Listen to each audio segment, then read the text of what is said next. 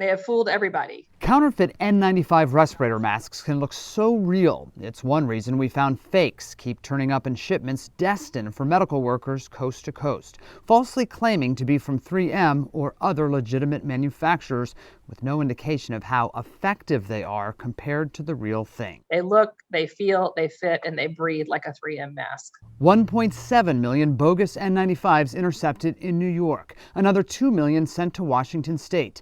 Medical staff and hospitals there relied on some of the masks before realizing they were knockoffs. No evidence that led to any COVID infections. It is incredibly disheartening, really, really frustrating.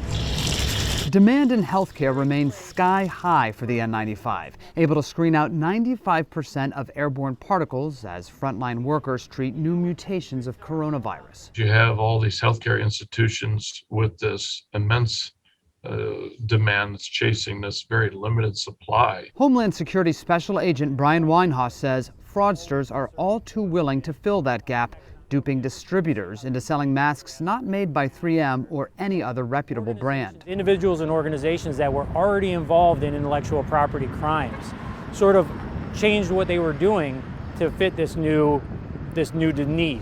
Customs and Border Patrol seized a total of more than 12 million counterfeit masks last year.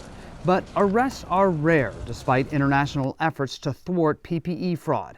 Fake masks are coming mostly from China and other countries, Winehouse says. They're mislabeling the address that it's being shipped from or the company that's being shipped from. So it takes a lot of work to actually run down the individuals. We also found while 3M has an online portal for quickly authenticating masks, it's not available for all models.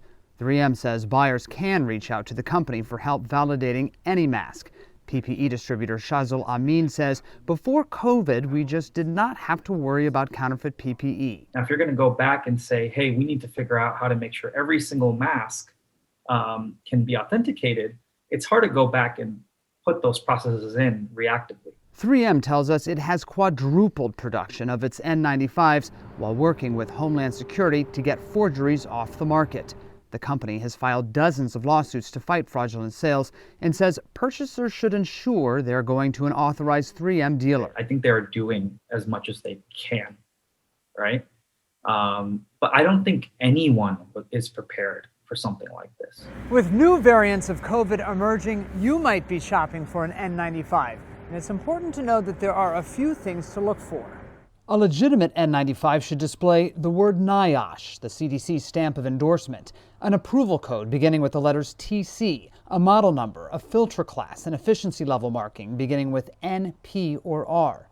Fakes may be missing any of those details, might misspell the NIOSH stamp, or have ear loops instead of headbands. Asking questions of a supplier may be the best way to feel confident what you are buying offers the best protection. When you can't speak to the end sellers, that's when my red flag goes up. Patrick Terpstra, Newsy, Washington.